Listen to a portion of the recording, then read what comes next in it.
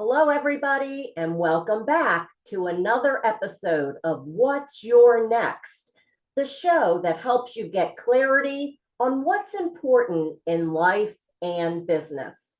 I'm Stacy Riska, your lifestyle and franchise matchmaker, here to help you do what you love and love what you do. Today's conversation goes beyond careers, beyond money, even beyond success.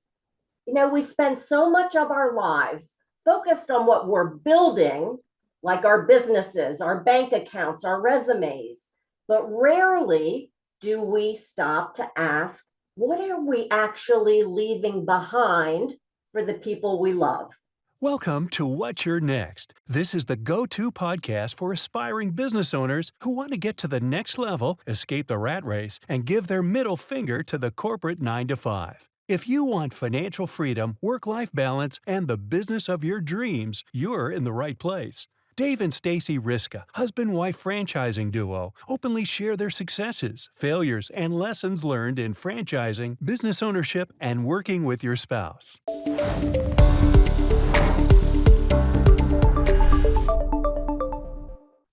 Well, my guest today is Germaine E., a founder and storyteller who thinks deeply about how we spend our time, the work we choose, and the legacy we want to leave to our families. He's the creator and founder of Airlite, a simple, modern way to create a legally binding will offering peace of mind. Today's conversation will share how to turn one of adulthood's most avoided, yucky conversations into something calm, clear, and human. So let's dive in. Germaine, welcome to the show. Thank you for having me, Stacy. It's a joy to have you here because this is a timely topic for me. In candid disclosure to my audience, I'm dealing with having to have these kind of what I feel are difficult conversations with my aging parents. And I even know, like, when I'm talking to candidates, one of the things that I try and get clarity on is their why. And so a lot of the common reasons why I hear is legacy. So this is a timely conversation. Germaine, I want to kind of back up a little bit and have you share your path and journey that got you to where you are today. And why are you so passionate about helping people talk and learn about legacy? Yeah, that's a great question and a great place to start. I am mid-30s now, and I've spent all my 20s chasing the next startup, chasing the Forbes 30 under 30 feature, chasing things like that, without really ever questioning myself, why does it matter to me? How do we anchor these things in our lives and the path that we're taking, the measuring sticks that we have in our lives, where do these things come from? And as I go through my 20s, I've had multiple startups. I've done multiple businesses in various space. I've worked in toys, in consumer packaged goods. I've worked in education tech. I work in political finance. I worked for the Treasurer of California for about a year and a half. And so this journey has taken me to a place where during COVID, I got time to reflect on what really matters in my life. And it got me to the point where I thought, there's only a limited time that I have with my parents. And so I want to design my entire life around spending time with them. So sometime during COVID, we decided that my parents and I would get offices across from each other. So Ooh. we'd work on our businesses on each side of the aisle in a co-working space. And during lunch, we would just meet in the middle and go get our favorite food nearby. And like many during COVID was a time of, reflection and things like that. So as I got into my mid 30s, I started thinking, what do I want to build that is my life's work? What is the accumulation of all the skills that I have, captured and experienced and all the mistakes that I've learned? What can I use that and translate it into business? And that's where Airlight came about. So an aha moment that kind of came out of a reality of working with your parents, but realizing that there's more to life than just business and that you wanted something more. And maybe at that moment you didn't necessarily have clarity on it, but it sounds like there's more to this story. So how did the whole dream and vision of Airlite come to be? Yeah, it was very clear a spark. It was a lunch that we had in a Thai food restaurant near our co-working office, and the conversation about retirement came up. Ooh. So my parents, they're immigrants, right? They've worked all their lives, they saved all the money, they're really frugal. And so I asked them, "When do you think you want to retire?"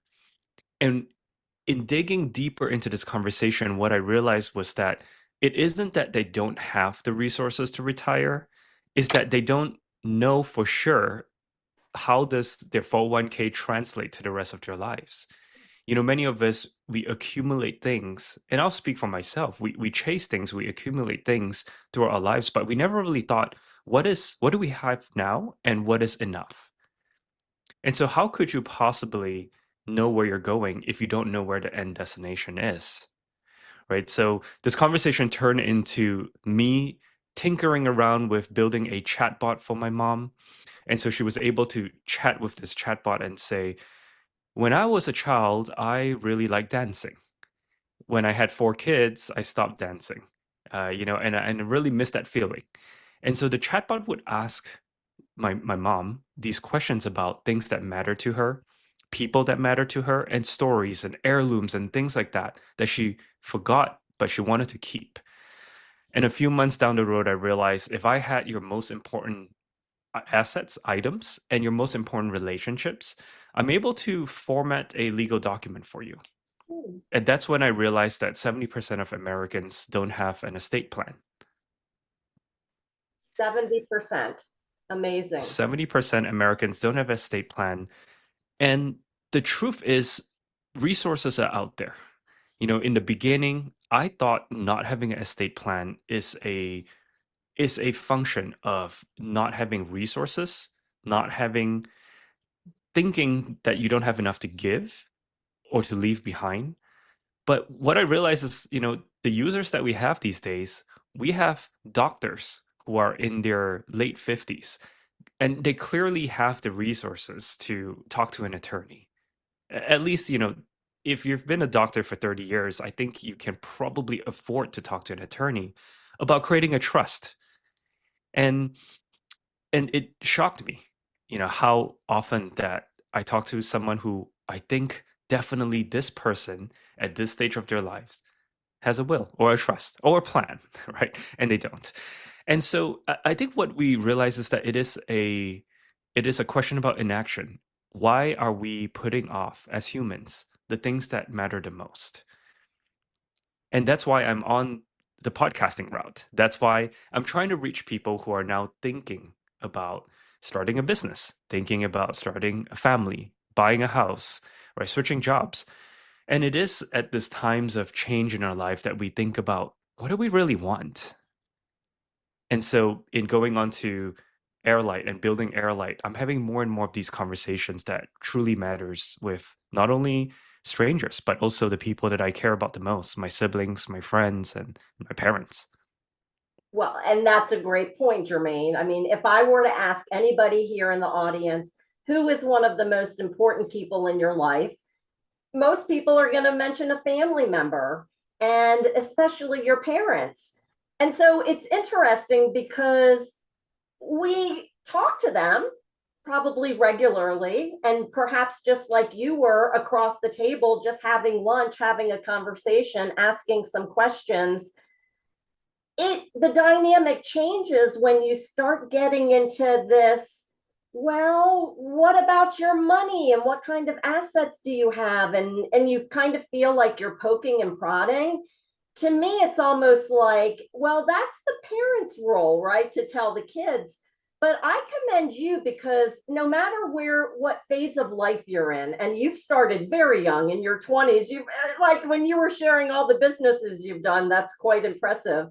And I feel like what's important to you in your 20s is different than in your 40s, and different perhaps where I am now in my last quarter of life.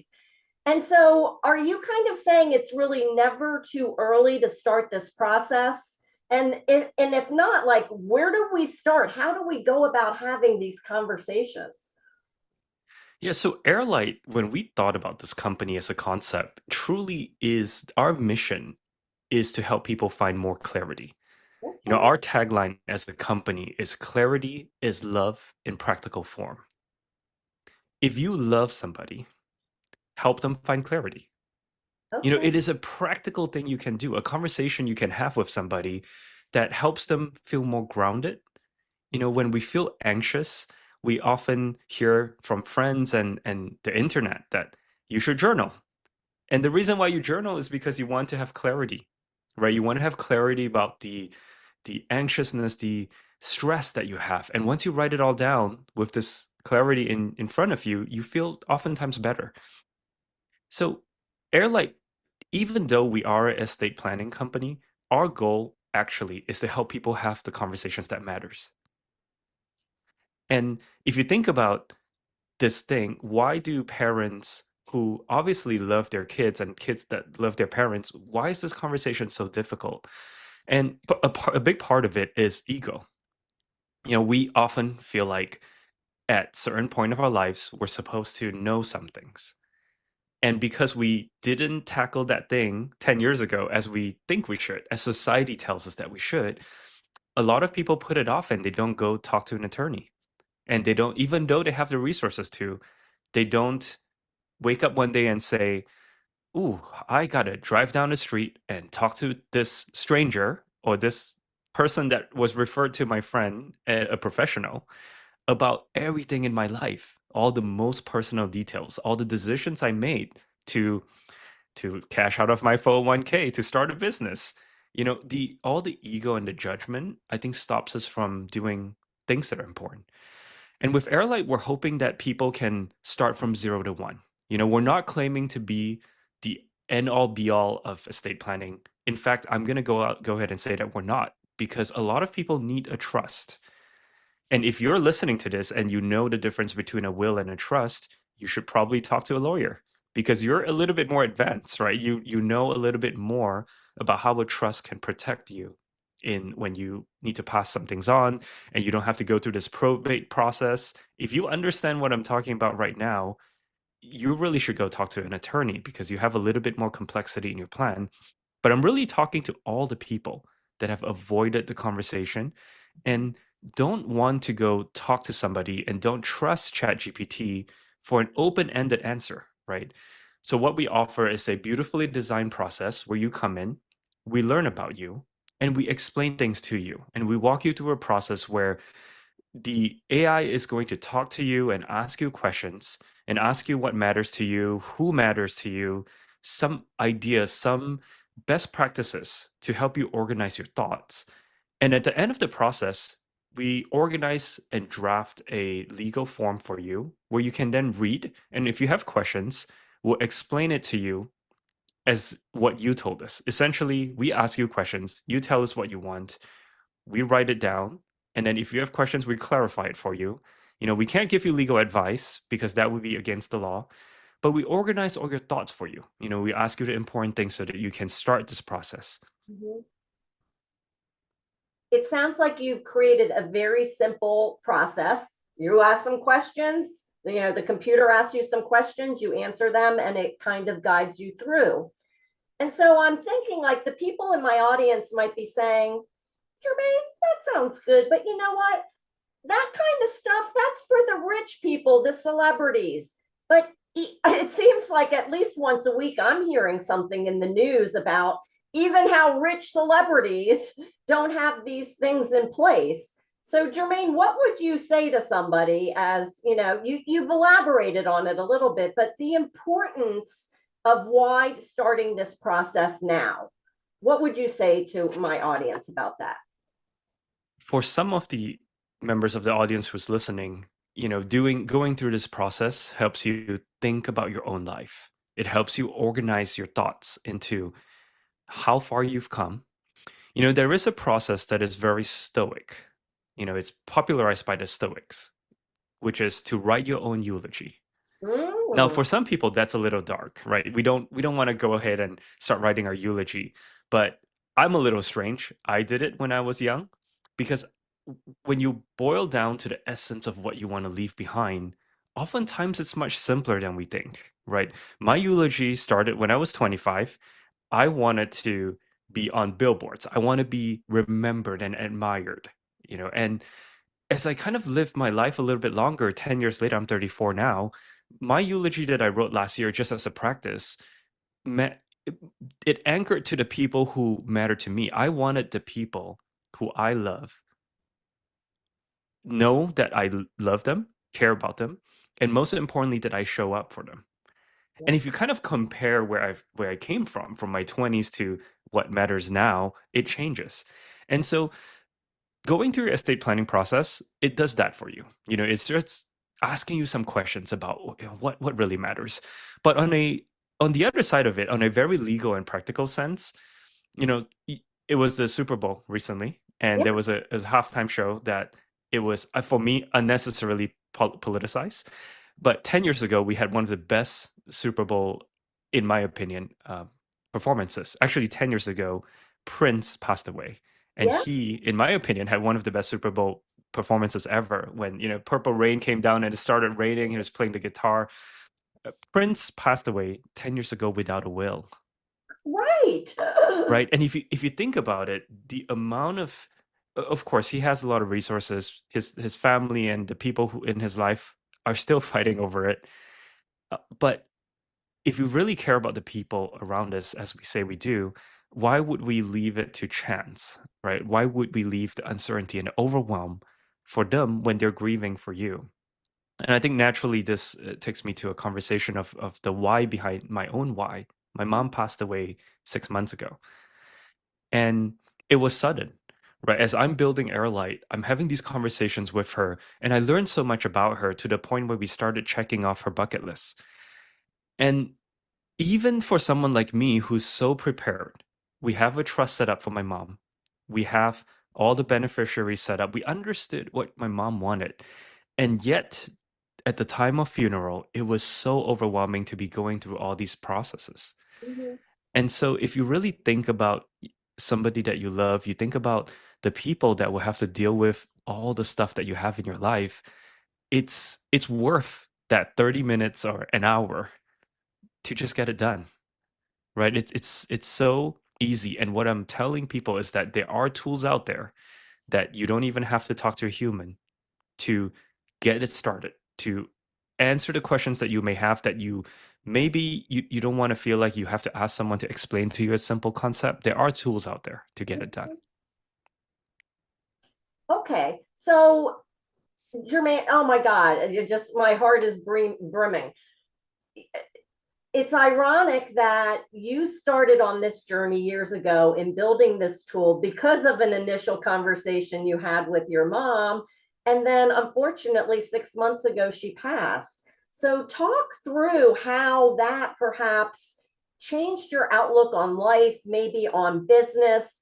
You said that you're glad that you did it, but um, I don't, do you have siblings or anything? And how does that impact perhaps this process when you're wanting to share legacy and there might be multiple people in a family? How does it help with that? It all comes of communication, Mm, right? We want to communicate what we care about. And I always think, we have a family business. Actually, we have multiple family businesses. And one of the tricky things about family businesses is that yes, it is my mom and dad, but yes, also there is a P&L, right? You gotta balance them. For example, when I'm thinking, oh, we gotta hire someone to do this job, but first I gotta convince my parents of what we gotta pay this person. And there's certain times where, I come from a tech background. We believe in paying top of the line to retain the best talent, yeah. right? But if you come from a free cash flow business where you're a small business running on margins, you don't want to necessarily pay top dollars, even if it means better retention, right? There are just different philosophies. So communication is, at the end of the day, the most difficult part and the most important part. And Mhm. I don't sit here and claim that I am perfect at it, because there's still things that I'm working on, right? But to answer your question, like with my siblings, because I was working on Airlite, we were able to map out what was most important to my parents. And one of the things that we did was in July of last year, my we realized that my mom, because she was born in the 60s, she liked this movie called The Sound of Music, Oh, right? yeah. She loves Maria running on those hills in Austria. And she had always said that she wanted to go to the place where the movie was filmed. And we didn't realize how big of a dream that was for her until we started talking about these things, right? We have conversations about what she cared about. And she said, when I was a little girl, I watched this movie and she was living in a small town in Malaysia. To her, going to Austria was just this impossible thing. It was just so far, so expensive. You know, she didn't speak any language to allow her to go. But this is, again, this is pre-internet, right? In the 60s, 70s. So in July of last year, we went to Salzburg. You know, my girlfriend, my mom, and my dad, the four of us flew into Vienna, got a car, and drove across the rolling hills of Austria and landed in Salzburg.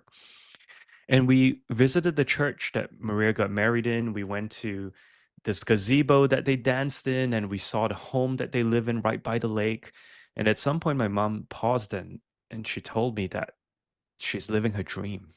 Oh, That little girl in Malaysia could not have imagined that one day she'd be standing where Maria was standing. And for me, that's why these conversation matters, mhm. right? We often forget that we're just on autopilot. We're living our lives. We're all busy with what is urgent and we don't do what's important. 8 days after this trip to Salzburg, my mom was hospitalized. And shortly after, she passed. And so, if for me, Airlight has already served all its purpose in my life, right? It helped me anchor and help me have all this conversation to tell me what mattered to the person that I love the most. And so I am grateful that I am spending hopefully the rest of my life building this business Yeah. because this is just a drop in the bucket, right? We start with estate planning and I'm going to move on to conversations that help people live their life to the fullest.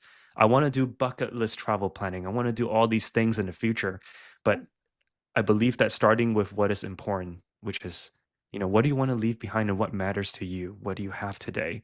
These things is a great starting point for having more clarity in your life. And in general, we all tend to do this on December 31st and January 1st, right? Our resolutions. But really, this is something we should be doing regularly all the time. In my opinion, the last four words you want to say are, I wish I had. I wish I had. And it sounds like with you and your family and being able to take your mom to experience something that just had such meaning to her, it transforms the whole situation into more of a celebration of life than all perhaps the sad negative connotations that come with it. So to me, like you're putting a positive spin on something that originally, when you come to sit down and think about it, when you're talking about legacy, it's like, I'll deal with that later. And so I commend you for how you're building this into a story. It's your life, it's your story, it's your legacy. So I'm curious, you've helped so many people in doing this, and the stats that you share are just staggering. 70% don't have any estate planning. Are there any other mistakes that you see people making when they start to think about legacy, or even start looking at a trust or a will or other documents that help them think about their next? You know, the tools out there, not all of them are created equal, right? We're Mm-hmm, going to start when somebody thinks about starting an estate plan, they typically go to Google or they mm-hmm, ask their friends, do you have a lawyer? Right. So for those who start at Google, you know, we find information, it's free, it's a little uncertain. We're not sure if we got it right if we went through Google. And mm-hmm, then there are a lot of tools out there that are pretty good. So I'm just going to name them, right? LegalZoom, mm-hmm. Trust and Will, great tool based out of San Diego. They've been doing this for a while, and you know, I think they paved the way for other businesses like mine to start the conversation. And then you start thinking about all the AI tools and, like someone going to ChatGPT, which I do not recommend. And for a very simple explanation, ChatGPT is incentivized, or it's programmed to help you solve anything that you ask it to do, and it doesn't have the guardrails, so it doesn't push back and ask you questions, right? It doesn't tell you, or it gives you legal advice, which is it shouldn't, but there's a lot of things, a lot of nuances that ChatGPT cannot do. And then we come to Airlite, which is a guardrailed system where when you tell us something, we actually have a bunch of things that would block you from exporting. Because unless we ask you all the questions that we need to satisfy the criteria of a fully filled out will, so to speak, legal document and health directive, we will not really export it for you. In fact, we won't even take your money, because until the moment we take your money, we're kind of, I'm not giving you legal advice, but we're kind of just saying we're not going to let you use this app. So we'll just block you from it, and you just can't pay. So, and then you go up to attorneys, right? Attorneys are more expensive, time consuming, but they're certain, right? They're very good mostly, and they are trained to do this one job for you.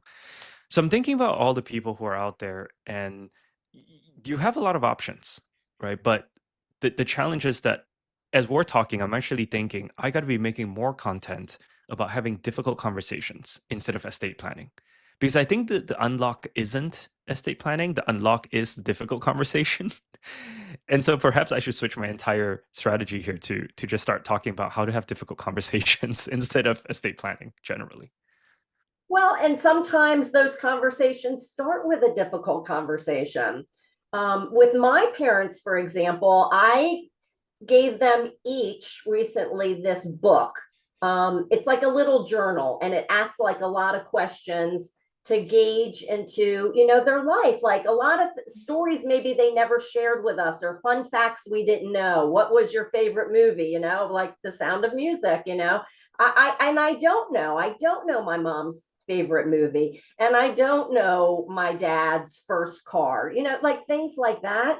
To me, that kind of opens up the conversation to then talk, to really understand what's important to them, but also then dive into that topic of leaving legacy. So first of all, I would challenge and encourage you to perhaps consider doing that. The content piece is the heart of it, is the hardest part of it, as well as just having that initial conversation, like let's kind of just regroup back to where we started. How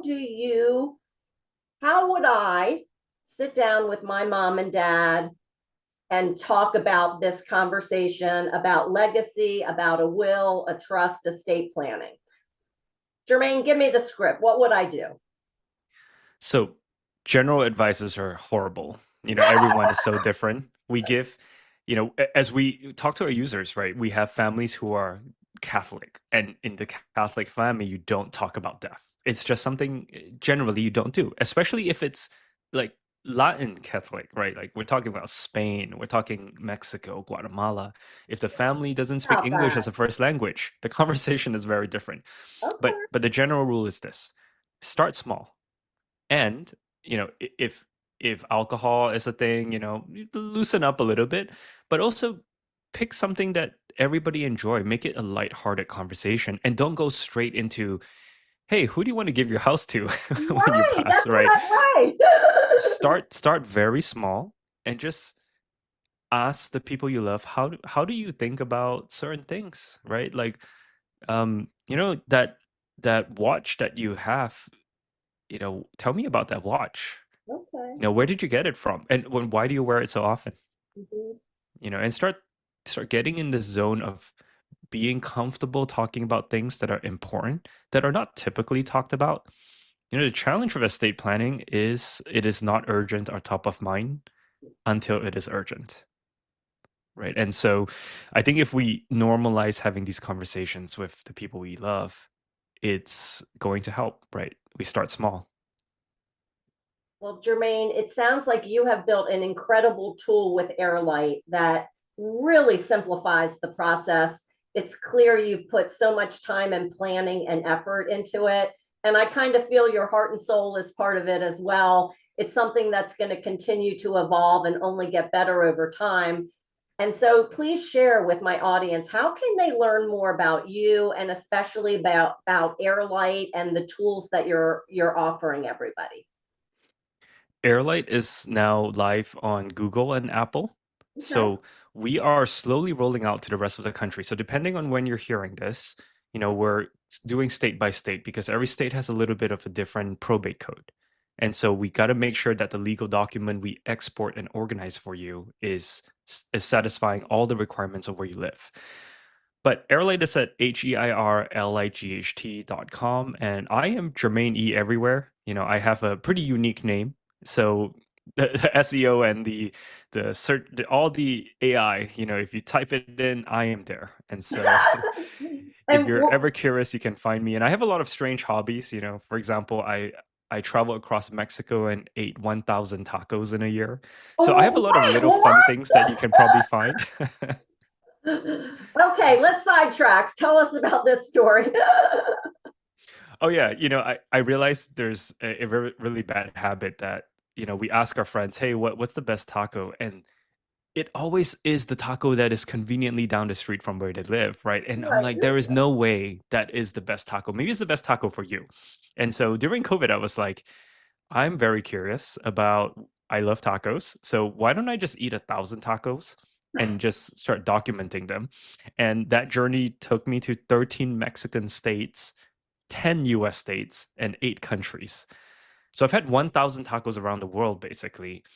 And it's a great experience. And funny enough, I did it for fun, but people often talk to me about it. So So to what answer the big was question, the best taco? exactly. For me, the best is very, very hard to remember. But here's what I realize. The most memorable taco for me is in a city called Merida in Mexico, in the state of Yucatan. So it's about an hour flight from Cancun, just for geography. And it is in a taco stand called Wayan. And the taco that I had is called Castacan taco. It's like a pork belly fat melted down, slightly grilled, and yeah, it's a great taco. I'm salivating as I'm telling you that. Just from some little stand in the heart of Mexico. Amazing. All right, everybody, you've heard it here straight from Germaine. If you want to talk tacos or you want to talk about legacy, I really encourage you to reach out. The contact information's here on the screen to get in touch with Airlite, which is such a great tool. Germaine, I want to thank you for coming on the show. But before we close out today, because the title of the podcast is "What's Your Next?" And something tells me you're nowhere clear, you're nowhere near kind of ending whatever it is you're doing. So I have to ask, what is your next besides 1,000 tacos? Yeah, on the business side of it is to expand to all 50 states, get as many users as possible. We're building out tools to verify low income. So eventually I want to be able to verify folks who are on the earned income tax credit, and I'll just give it Airlight for free. I want to be able to just help people get this done. Being in a software business, the cost is very low, right? Except for when I get sued, which being in the legal business, I probably will at some point. But the cost of software is very low, and for me, I think it would help just a lot of people, a lot of families like mine who were immigrants before. I was born here, and I went to an elite school and all that, but a lot of families don't have the resources for it. And so I want to build tools to give this away to them, and to have Spanish support and Mandarin support, and so that families who don't speak English as their first language can also have this conversation. And then on a personal note, I'm excited to start a family at some point. That's going to be probably like a year or two down the road for me. So that's my next. That is an awesome next. And kudos, you're already thinking legacy.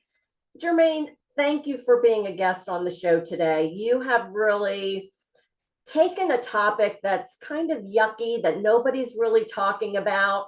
And yes, there's some, in my opinion, boring, static online tools that help you, but you've created a way to make this fun, storytelling, easy to talk about. You've given some step-by-step ways to do that.